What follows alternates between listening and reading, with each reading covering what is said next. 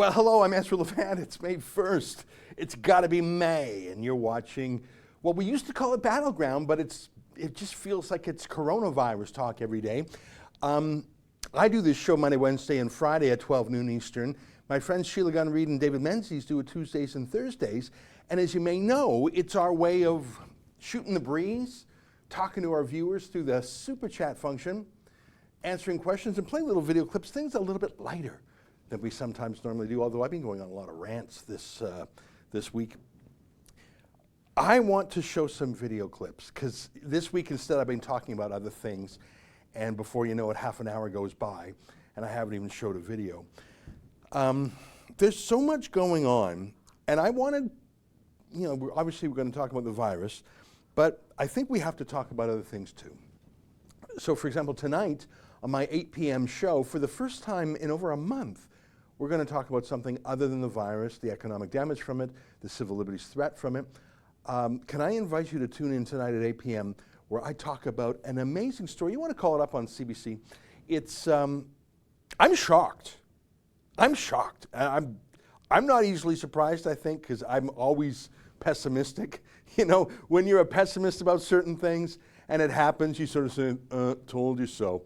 So I'm shocked that this good news, CN Rail, one of the two biggest railway companies in Canada, has sued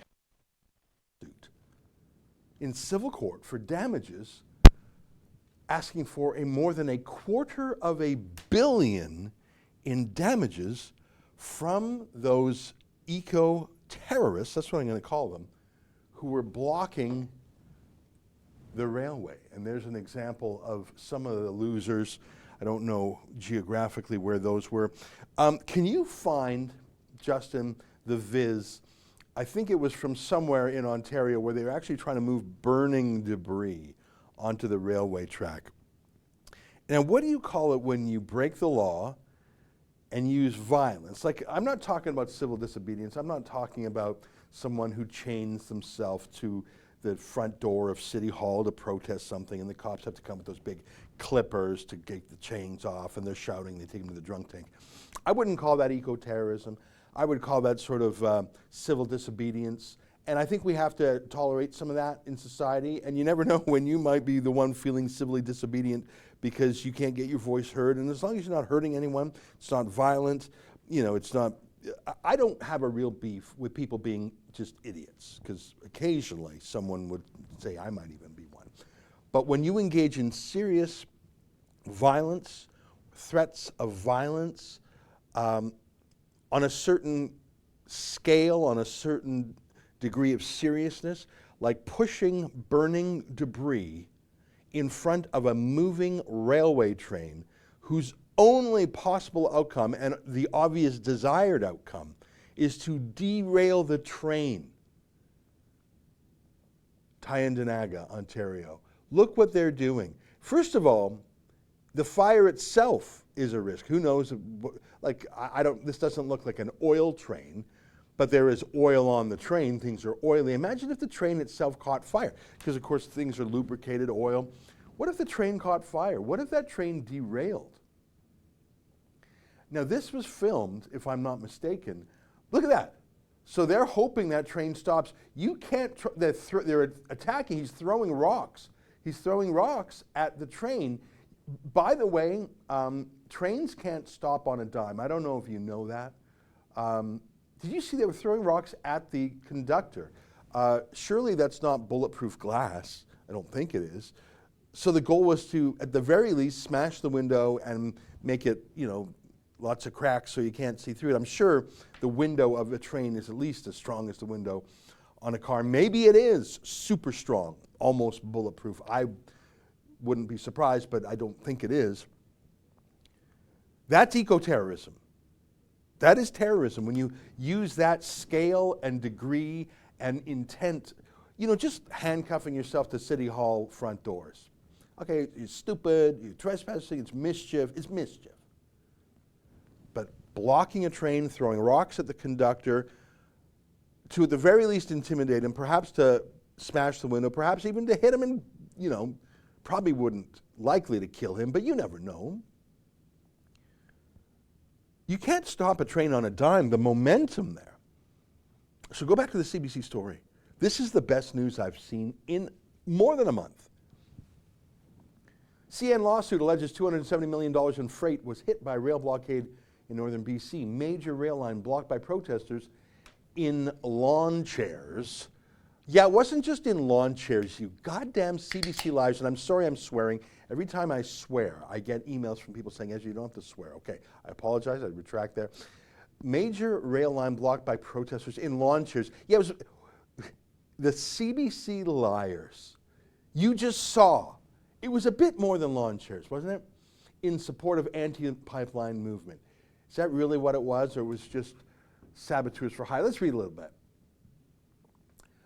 CN Rail has filed a lawsuit against protesters who allegedly, hey guys, don't believe your lying eyes. The CBC says the protesters allegedly blocked dozens of trains in northern BC in February in support of the Wet'suwet'en First Nation. Stop your lying.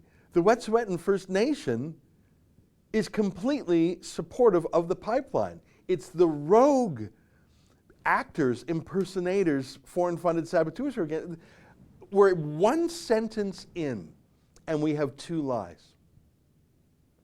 In a claim filed in the BC Supreme Court this week, the railway said a two-day protest action in New Hazelton affected nearly 5,000 freight cars, stranding the Port of Prince Rupert and backing up rail traffic as far as Winnipeg, far east as Winnipeg.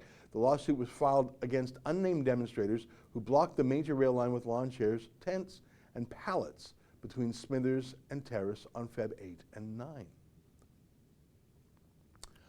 CN claimed it suffered significant economic damage since freight transported along the line from the North Coast port to Canadian American markets is worth $135 million a day. The railway is seeking damages, a permanent injunction against rail blockaders' unlawful and unauthorized conduct, and an enforcement order for police. CN is and will suffer irreparable harm if the injunction is not granted, according to the civil claim. None of the allegations have been proven in court. A statement of defense is yet to be filed. CN says there were more than 30 blockades on this network in February in support of Wet'suwet'en hereditary chiefs. Okay, now they've changed it. They said it was the First Nation. Now they say it's hereditary chiefs. Well, which one is it? Because I think there's 10 bands, or is it 14 bands? I got to refresh my memory. However, if it's 10 or 14, every single one of them supports the Coastal GasLink pipeline. So now they're saying hereditary chiefs trying to stop a pipeline across their traditional territories in northern BC. Of course, that's a lie too, as Cian Bexley demonstrated. The man who stole the title hereditary chief is a convicted violent criminal liar who stole it from a woman who is a traditionally matrilineal society. Go back there, let's read some more. Let's just read a little bit more from that website. Thank you. The court document also makes reference to the economic impact of protest actions in the Vancouver area. Soon after the Northern Rail blockade ended, CN states that the protesters gathered on its southern line near the Burrard track on February 10. The company said it temporarily suspended rail service there out of concern for public safety, disrupting operations at the Port of Vancouver. This is a serious issue to be tried regarding the unlawful and unauthorized trespassing to its lands and the interference with its business, the claim stated. Scroll down a little bit. 30 blockades shut down in March. The rail blockades would leave a minimal dent. In March, a report from the Parliamentary Budget Office said the series of rail blockades would leave a minimal dent in the pace of economic growth. Do you believe that lie? They're not citing it. I don't have that Parliamentary Budget Office in front of me, but I'm just going to go way out on a limb here. They've lied to us at least twice already in the story. Do you trust Trudeau's CBC state broadcaster to accurately report what the Parliamentary Budget Office says? All right. Here's what I think. Betsy Trumpener. Can you click on reporter, editor, CBC? She's an award-winning journalist and author. She's been covering the news in central northern British Columbia for more than 15 years. Betsy Trumpener, click on her name. What else has she written? Don't see nothing. Okay, from Betsy Trumpener. First Nation upset at bitter debate over giving school Indigenous name. 5,000 tree planters heading to BC's forest. urge residents to wear masks. All right, so she's just a local reporter. But I think it's safe to say she's a liar because I detected at least 2 lies in her very first sentence.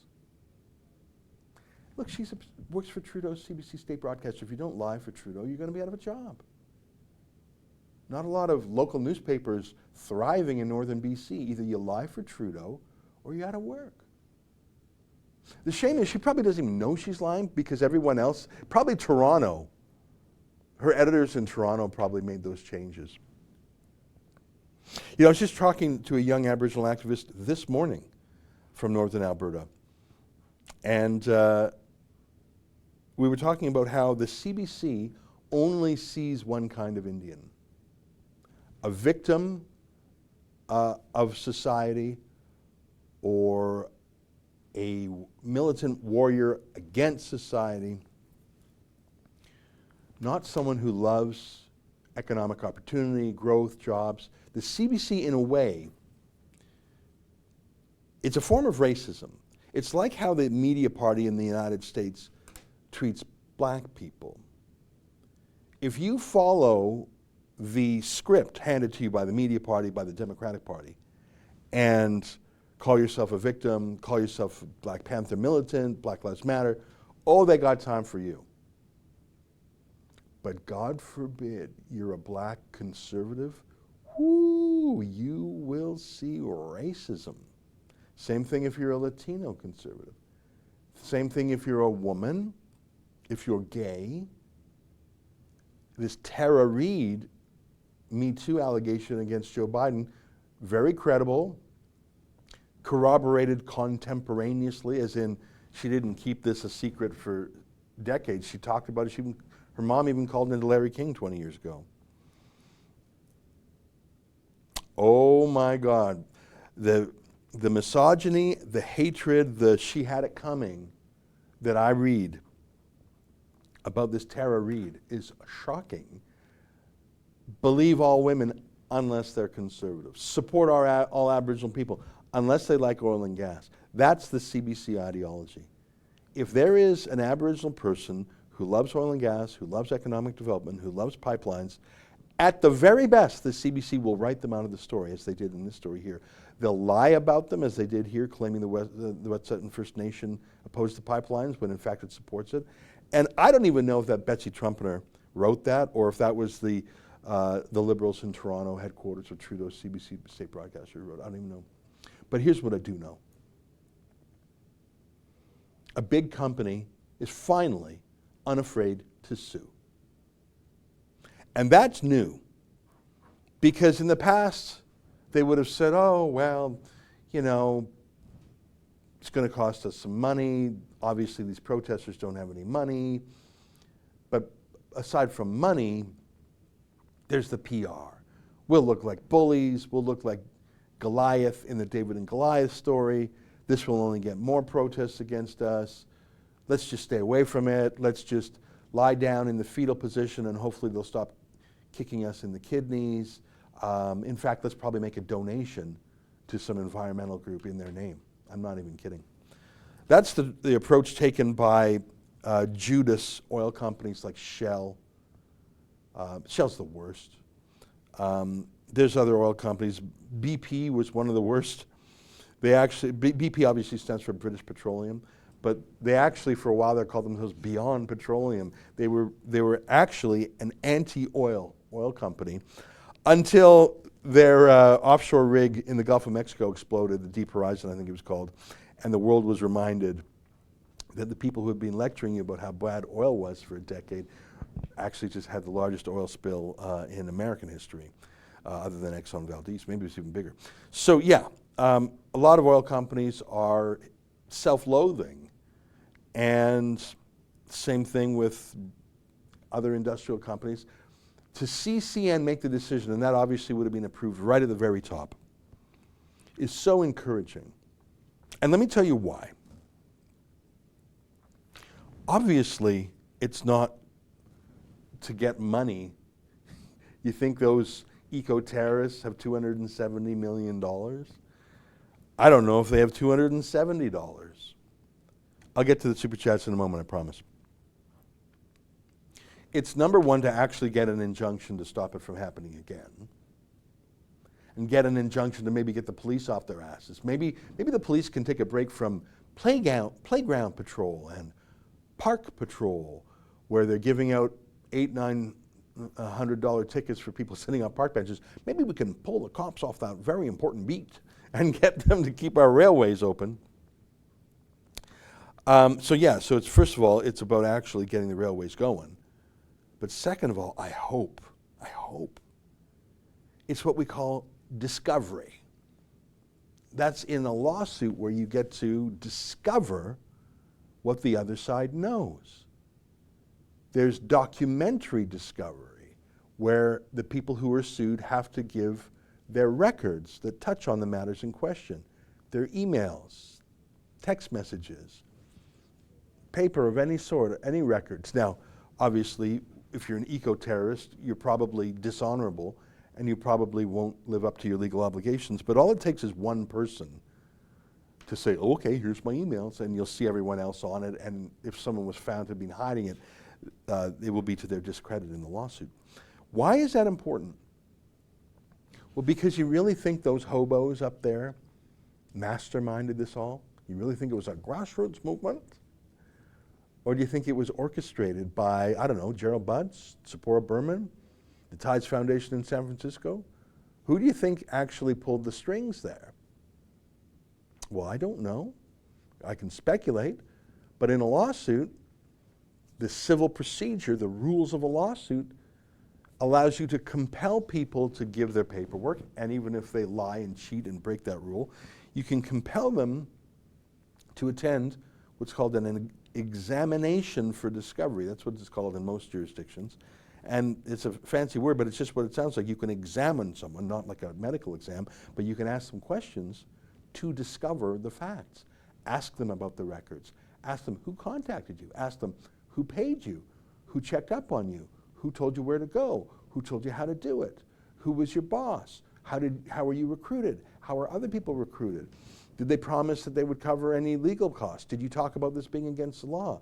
Aren't you interested in the answers to those questions? Those are questions that journalists would pose to rioters if the journalists in question weren't in the tank for the rioters.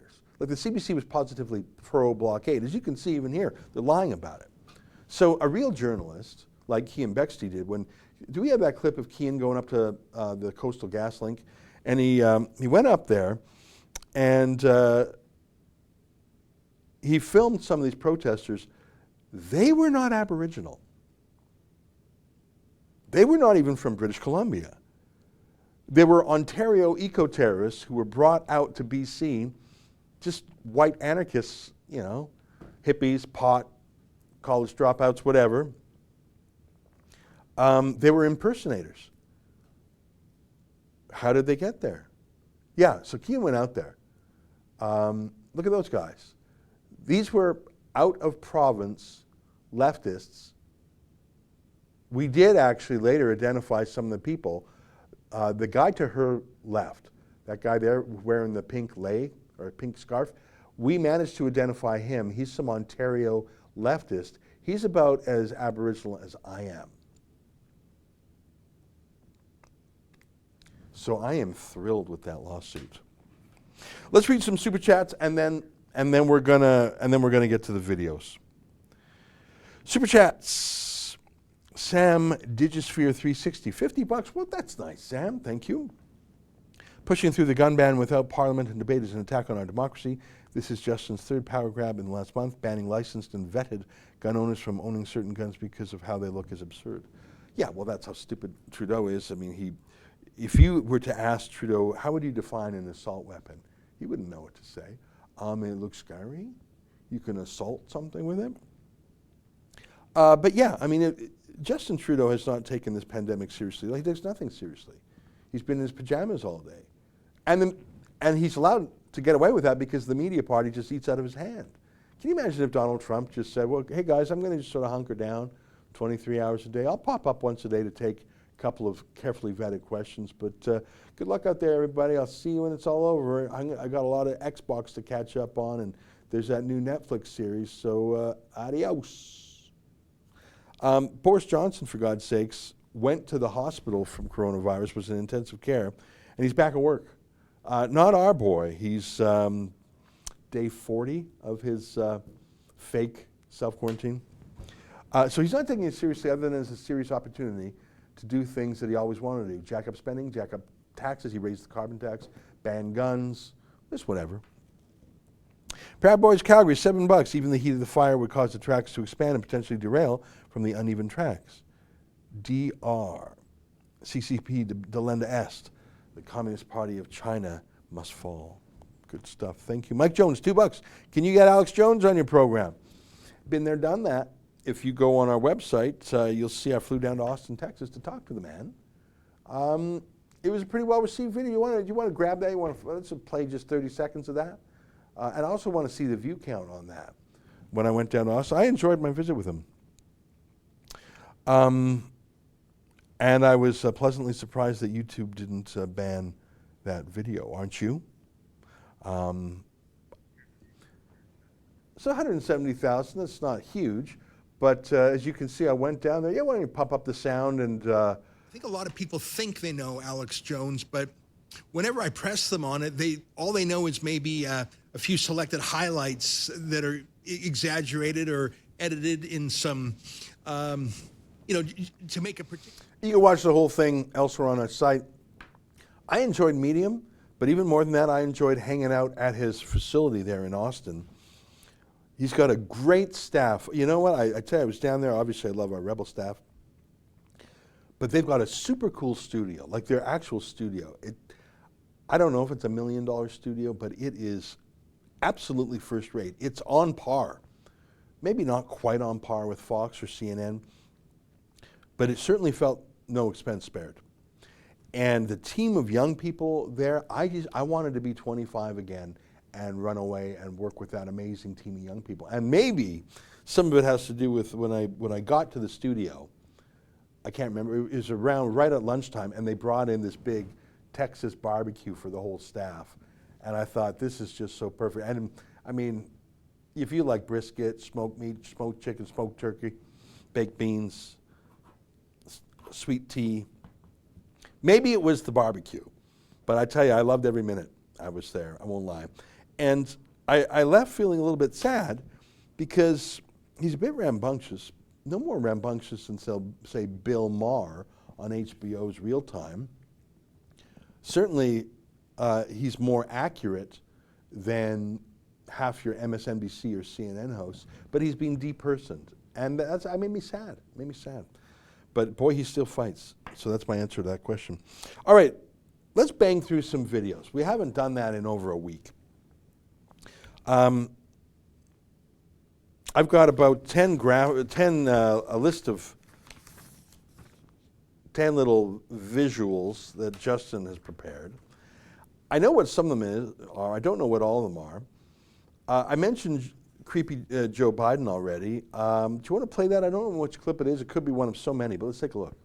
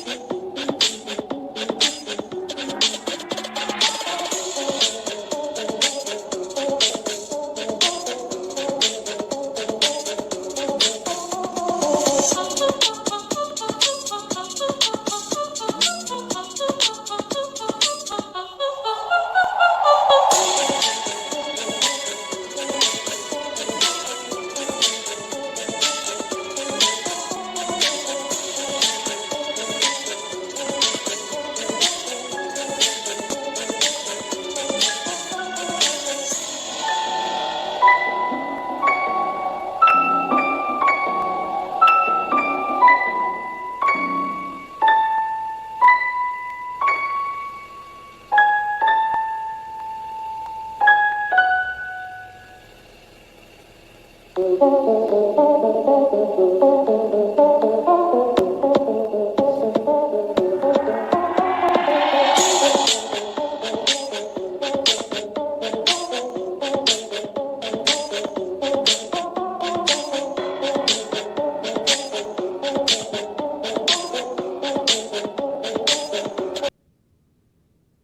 know, you do that once, it's just an awful, awkward move. You, you know the Office series? You know when that one guy puts his hand on Pam's thigh? Give me that clip, and you'll see why. You know, you do that once, it's a shockingly embarrassing gaffe. But you do that every time you see a girl between like 6 and 18 years old. Do you touch other people's girls that way, other people's kids that way? You know, I saw this clip from the show The Office. And I forget the names of the characters. What's the guy's name? Toby. So, as you know, if you know The Office, Jim and Pam are a couple. Toby really likes Pam. And in one moment, he loses himself just for a second. And he puts his hand on her knee. And it was a beautifully filmed, beautifully written moment. And the reaction from he realized what he was doing absent-mindedly. Everyone looked at him and said, "What are you doing?" And he said, I have an announcement to make. I'm moving to Costa Rica permanently. He was so shamed by what he did absent-mindedly. I don't know, I can't remember if he was drunk in that scene or something. He didn't touch her breasts or something like that, but it was too familiar. It was too personal, too intimate.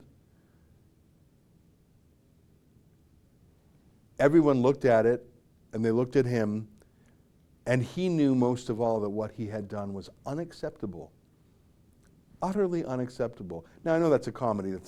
That's a comedy series, but that was just perfect. What I have to, like, basically he said, I've broken every social norm. There's nothing I can say or do to make what I just did normal. I'm leaving here forever to go to Costa Rica. I've decided. I mean, it's hilarious. It's a comedy, but in a way that wasn't hilarious, was it? It was, what did you just do? And you know you've done something so insane you have to go away to Costa Rica forever and leave everybody behind. Leave your shame behind. Leave your shame behind. It was a terrible thing that Toby did there, but to his moral credit, he knew it was a terrible thing. And instead of excusing himself, apologizing, spinning, or being defiant, he sentenced himself to exile.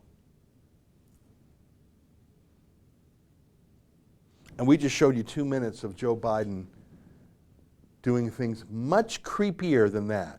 Much creepier because, number one, they were usually minor girls, minors. Number two, they were much more sexual. What's with grabbing women like that? What's with going sniffing, going right in? And then he's got that weird line he says to all of them, no serious guys until you're 30. Don't date men seriously till you're 30. Look at that girl there. Look how, and he just won't stop talking to the girls and touching the girls. And look at that hand. Look at that hand. Would you do that to, look at her. And she pulls up her, what? Frankly, that face thing was the least weird of it all. What is that? What was that? Oh my, and this girl, what's with that hand? No dating till you're 30. You do that once, it's a Toby, I'm going to Costa Rica move. You do that every time? Every time. And can I say, thanks very much, can I say something? Can you call up some Trudeau hugs? Justin Trudeau does the same thing. He doesn't touch the breast, but he goes in for super close nose to nose, eye to eye, hugs, full arms around the back hugs, chest to chest sometimes. Yeah, I mean, look at that. Let's just go through them. Click on the Chrystia Freeland one there. Is that normal? Scroll down a little bit. Why does he do this? Why does he do this with women? He does it with some men too, obviously. Why does he do that? Is that how you greet a woman who is your subordinate? Christy, yeah, so his wife is there on the left, but then Christy Duncan's on the right. Is that how you, chest to chest? Is that how you hug someone when you're the CEO and they're your vice president? Look, yeah, look at that one, that one there. Yeah, and then click down the related images. Yeah, that one there. Yeah, click those. Is that normal? Is that normal for a married man? Click the one with where his tan chinos are there. Click that one, expand that one. Yeah, I guess he was wearing tan chinos and all. That one, yeah. Is that normal? Is that normal for a married man?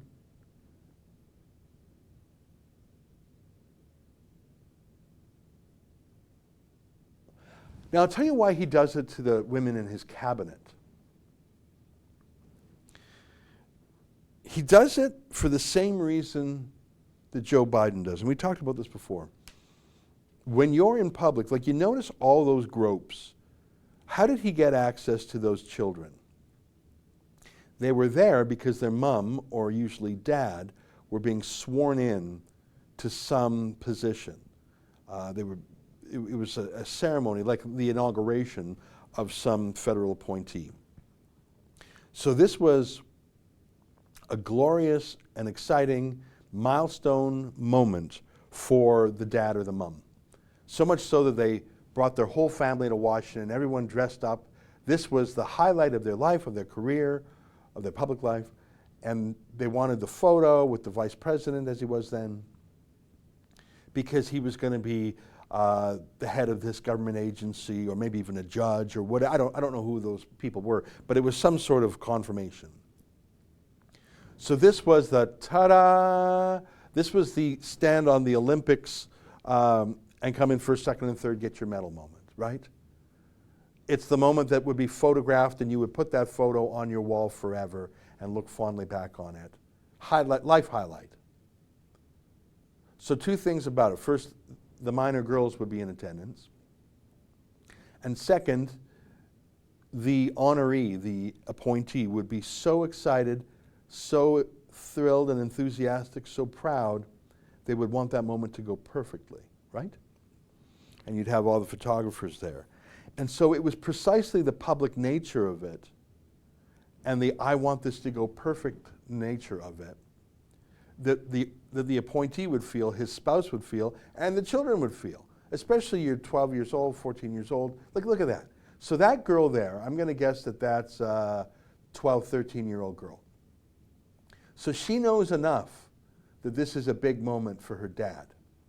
So she knows, and that looks like a 11, 12-year-old girl. She knows enough that that this is a great moment for mom or dad. So don't make a fuss. Don't make a scene. And so it's precisely the fact that it's the greatest day of his life, and the kids know that, and precisely the fact that it's on camera, that Joe Biden knows he can touch these girls inappropriately, because are they going to swat his hand away? Are they going to push him away? Are they going to say, Dad? No, because he's trapped them in the occasion.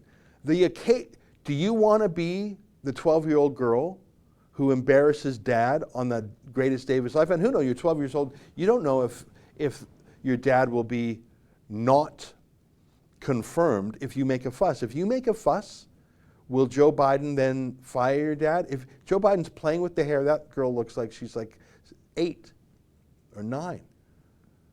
And Joe Biden's playing with her hair, touching her, and look at her face. Look at her sister, worried about her. And he's going in to sniff the girls and whistle and kiss. and sniff and kiss. And look at the girl. Look at her writhing. She's so uncomfortable. And what's Dad going to do?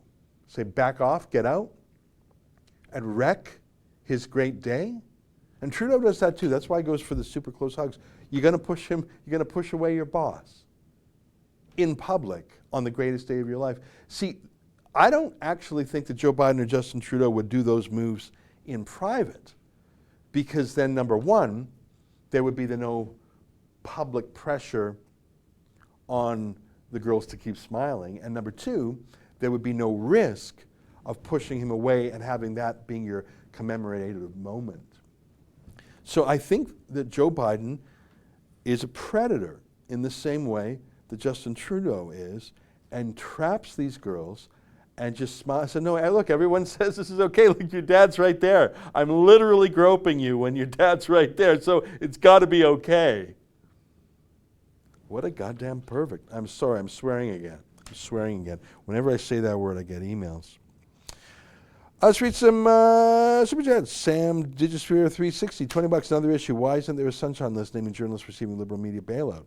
Noticing everyone on the take sounds like state media CBC. Lists exist for doctors, researchers, bureaucrats to expose bias. Hey, that is a great idea, Sam. Except for the payment doesn't go to the journalist directly. It goes to the journalist's boss. So the journalist can say, oh no, I'm still free. Yeah, really? Your boss just took, like at Post Media, they got $140,000 a week from Trudeau. I think with the Toronto Star, it's $110,000 a week. And of course, the CBC, it's $1.5 billion a year. Divide that by 50. So that's 300 million. That's 30 million a week. Is that right? $30 million a week for the CBC. So you wouldn't really have a sunshine list for journalists because it's the companies that get it, but someone could put together a list of journalists that work for those companies. I got to tell you, that's pretty much all of them. So your list of journalists on the take, it would be quicker just to have a list of like the 10 journalists that aren't on the take. All right, creepy Joe Biden, what a creep.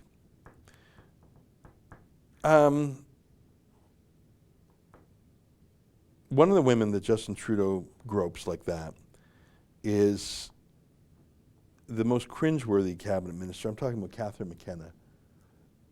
I just want to show you this because it's just like watching a car crash. I don't know why she posted this, but she did. Take a look.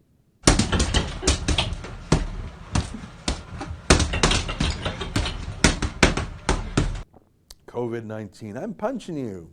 What did she say on her Twitter tweet? Do you have that handy? Help me punch COVID-19. I don't know.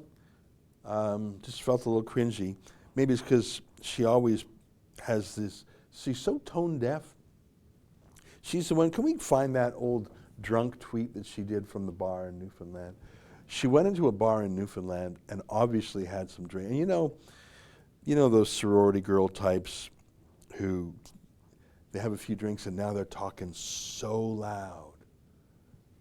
I've been really missing going for my morning swim, but have this punching bag has really helped me stay focused, beating COVID-19 and planking the curve. How are you staying active and planking the curve? Yeah, that's right. Can you find the one? She deleted it from Twitter, but maybe we have a copy of it somewhere. When she went in to a bar in Newfoundland, and by the way, I don't care if you're a teetotaler. If you're in Newfoundland, you got to go to a bar.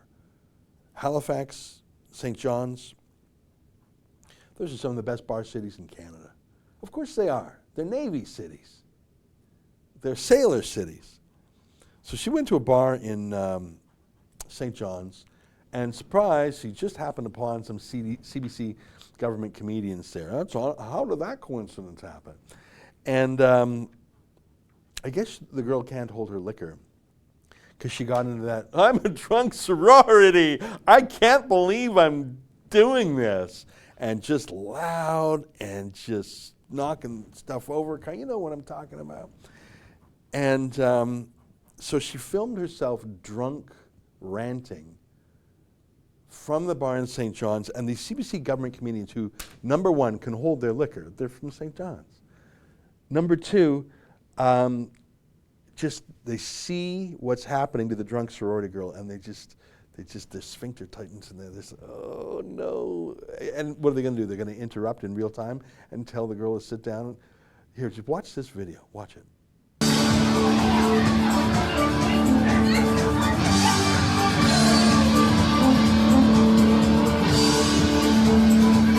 Geez, where's Aquaman when you're really... Okay, that was her kissing the cod. But can we get her drunk ranting? Maybe it was later in that same clip by David, where she turns to the Mark Critch is there, and she turns to the camera and she says something about, as we say in the House of Commons, tell a lie often enough and people will believe it or something. Well refreshed by this time, decided to engage in a discussion with... probably be right next there in that clip there. Just consider what she said, quote, if you actually say it louder, we've learned in the House of Commons... Okay, well,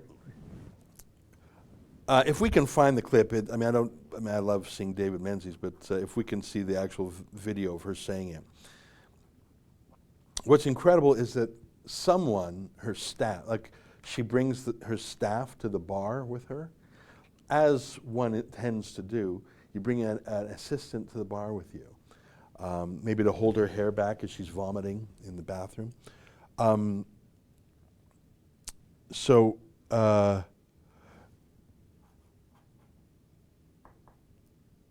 She brings her assistant to the bar who films this.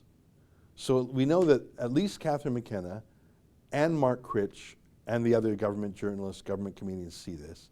Her assistant films it, so we know someone else filmed it. Maybe her assistant edited it.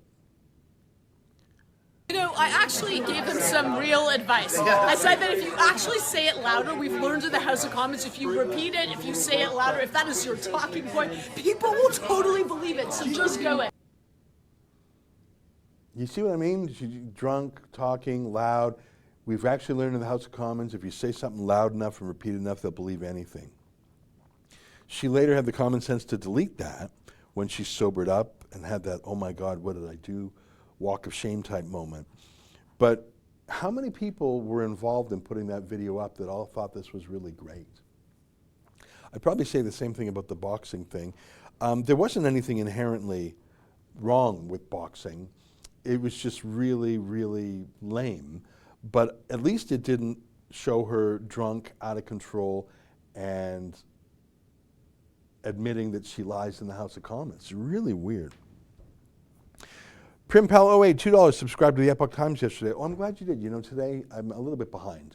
But we're going to launch a campaign. We've got a coupon code. I talked to Cindy Gu by email, and I talked to her assistant on the phone. We're going to have a campaign. And wait till we get our coupon code, excuse me. I've got a special deal for Rebel News viewers. Can I tell you my goal? My goal is to help the Epoch Times newspaper sell 1,000 subscriptions. Isn't that crazy? And you know what I did yesterday? I started by buying a subscription for the Epoch Times for our entire staff, each one of them. So I think that's 20. I have one myself, but I got one for each of the staff.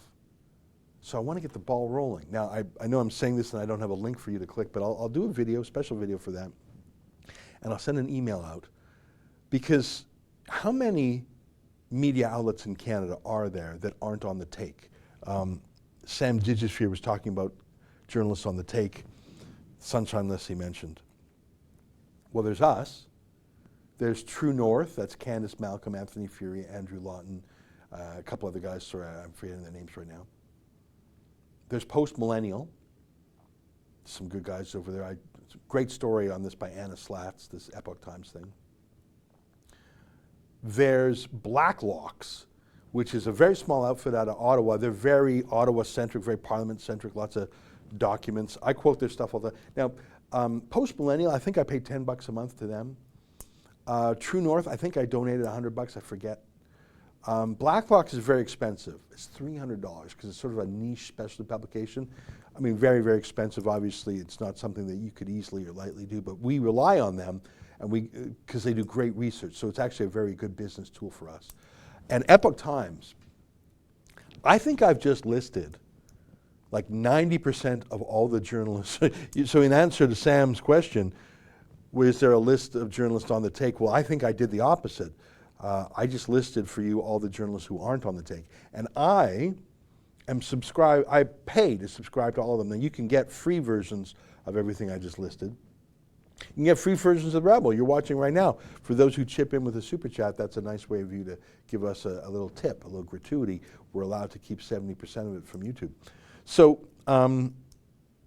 if the CBC's trying to destroy the Epoch Times, obviously they are, do I not have a duty of, a moral duty, a collegial duty, a citizen's duty to help them?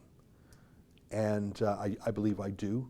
And I believe I have an extra special duty because I myself look for help quite often when we're under attack by censors. So if I can find this opportunity to help defend and support Epoch Times when they're being attacked by Trudeau's CBC state broadcaster, I'm going to go so far, right? 20 subs I'm buying for my staff. I'm going to try and sell 1,000. Maybe that's crazy, but I'm going to try. And maybe one day when I'm in trouble, Epoch Times will help me. But I'm not doing it for that reason. I'm doing it because we need to help the Epoch Times. It's not about maybe one day they'll do me a favor. It's not about that.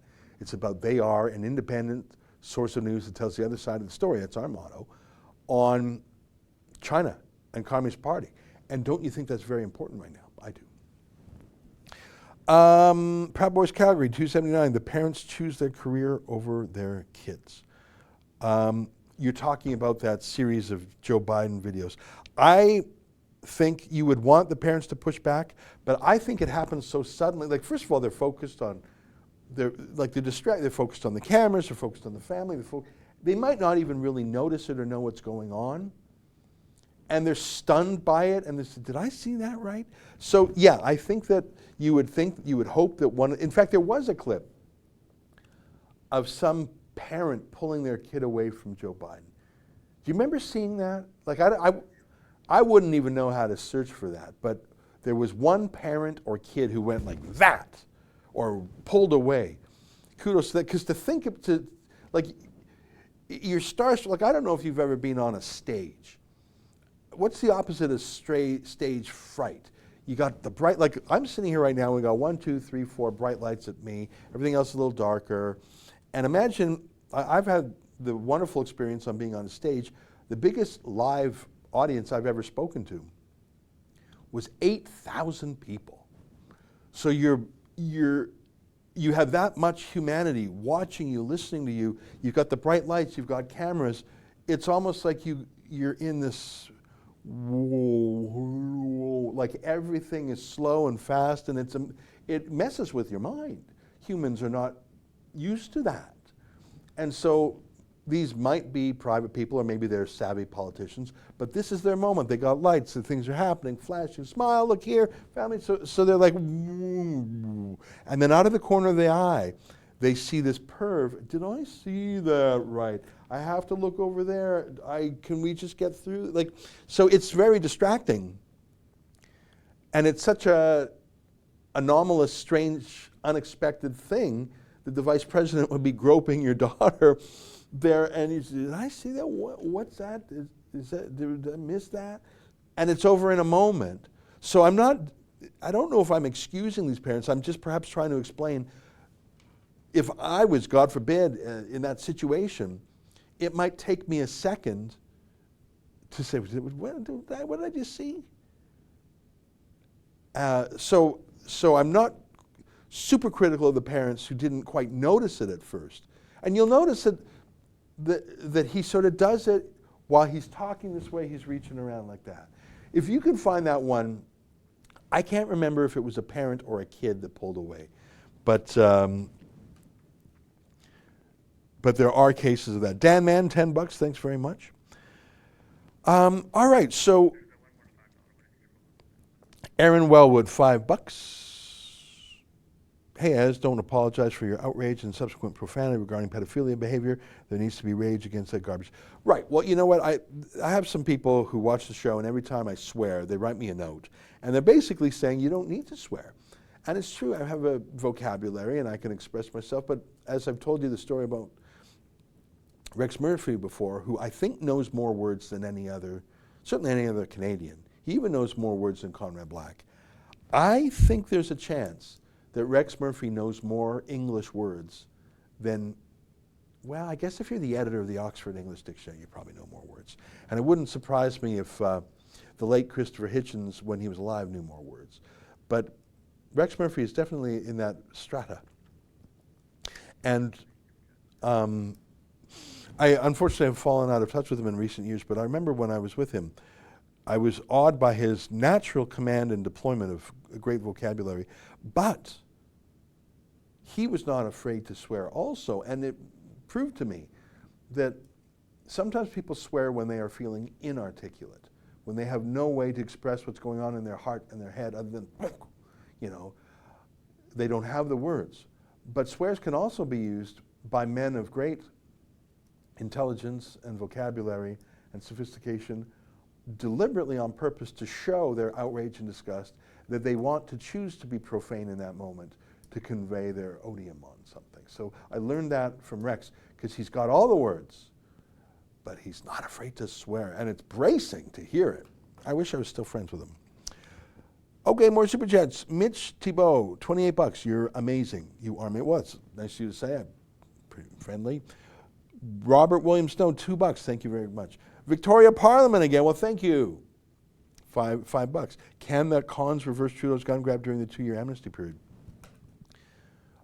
Well, not in a minority government when the other opposition parties are the worst gun grabbers around.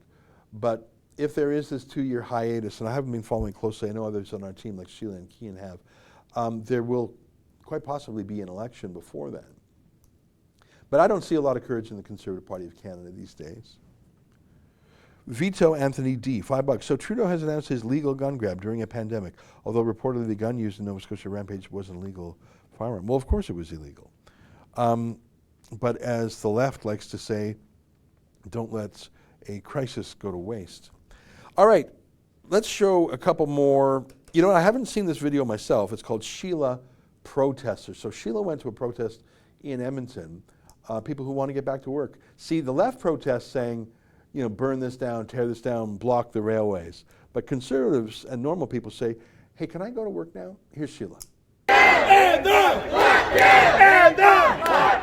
My 100-year-old grandpa that I took for a 4-hour drive last night, he did 31 sorties over Germany, was awarded the Distinguished Flying Cross by the Queen. He has 40 grandkids without jobs right now that are out of work because of this charade. So that's why I'm here, is because he fought for freedom, and right now this isn't freedom. Calgary did a study last year about how unemployment affects suicide rates, and the way Kenny's talking about unemployment, suicide will go up 50%. 50%. That's more deaths than what COVID has caused by far. What really brought me out here is that my mother is in palliative care and I'm not allowed to visit, and it's very hard to take. It's hard to take, and it's unnecessary and it's arbitrary, and it seems barbaric is the word that comes to my mind, and it's just ridiculous, and that's why I'm here. I'm no revolutionary, but today I'm saying no. Well, as you know, we support small business. We support oil and gas, of course, but it's all about small businesses, and it's about getting these small businesses back to work. I feel that if Walmart and Costco can have their restrictions and their precautions in place, then there's no reason every small business can't move forward and do the same thing. I just feel like if we can keep Walmart open, why can't we give that option to our congregants to come to church to worship together? Yeah, we started the group 2 weeks ago. There was no plan in place. In fact, the lockdowns have gotten stricter. Dr. Henshaw came out with her even stricter rules, and that had no alignment with any sort of spike in hospitalization rates or any spike in ICU rates.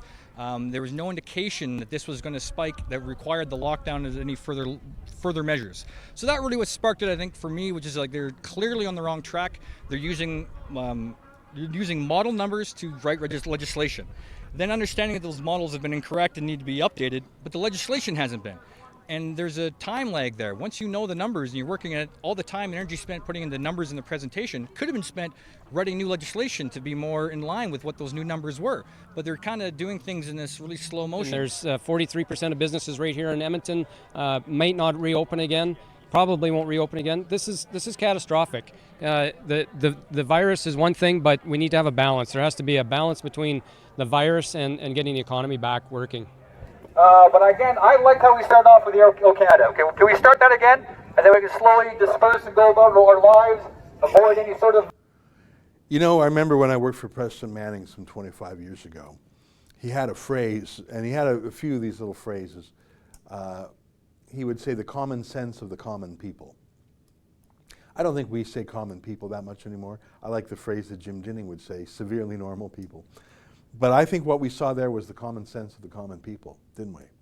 As opposed to all these experts. And you've got this expert class.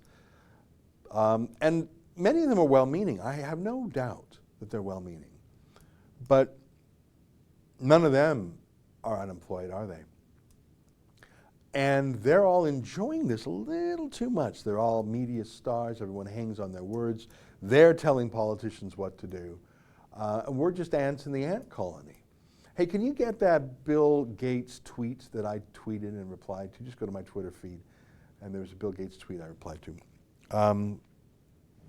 People who, Bill Gates, people like that are masters of the universe, but the people who think they would be captains of the universe. So here's Bill Gates. Humankind has never had a more urgent task than creating broad immunity for coronavirus. It's going to require a global cooperative effort like the world has never seen. But I know we'll get it done. There's simply no alternative. Really? Go to my reply. I can't remember exactly what I said. I said, a virus-obsessed billionaire says we must live under a global government like the world has never seen. That's what he means by broad consensus and global cooperation. That he means global governance. No opposition or debate will be allowed. That's what he means by there's simply no alternative. And that's Bill Gates on the right and his buddy Jeffrey Epstein. I'm not quite sure if I'm going to let a global billionaire... Look, why don't you run for president of the world, Bill? You got the dough. Why don't you run for president of the world on a platform of more control by the UN, and as some of those common sense Albertans were saying, look, the models weren't true, thank God. The death toll is sad, but it's not the crisis we all thought it was. That one lady pointing out that there'll be more deaths from economically induced suicide than from the virus. This all benefits China. China's back online, but we've put ourselves in a great recession. And even though the threat has peaked and passed, Bill Gates thinks we need to go harder than ever before. Yeah, this is where I would swear if I was a swearing man. It's 1:02. Let me read a few final super chats. Dan Mann, $5. Ezra, why hasn't there been a vote of non-confidence yet by the opposition? Because the opposition doesn't really oppose Justin Trudeau. Jagmeet Singh is a pretty lazy politician, I think we have to admit. And he's enjoying things. He'll be cut in half again. He cut his party in half in the last campaign. He doesn't want another election. Bloc Québécois, they're just fine with Trudeau. Elizabeth May, and I think she's got one other MP, they were always Trudeau stalking horses. Yeah, no, and on gun control and the environment, they all love what Trudeau's doing. John Warwood, $20, thank you. 1I3, can Justin become our dictator, or is there a law that will not let him? Well, there are certain checks and balances on Justin Trudeau, including the Constitution, the emergency powers that he is using have certain limits on them. I recommend an in-depth video I did on this very subject with Sam Goldstein about a month ago, where we went through the special emergency laws that Trudeau is using. He can do quite a lot of damage with them, but they are limited and they are subject to charter of rights reviewed by the courts. But the first line of defense against an out-of-control prime minister is the parliament. Trudeau refuses to meet. He likes hanging out in his pajamas. And he really wanted emergency powers till the year 2021. So he is an authoritarian by nature. All right, my friends, it's 1:03. Oh, sorry, there's more super chats. Let me get to those before I say goodbye. Brent Chapman, $5. Thank you very much. I got your email, Brent, and I'm not done reading it, but I will look at it. Jeff Sessions, Swats Joe, YouTube. Okay. Maybe you refer. Okay.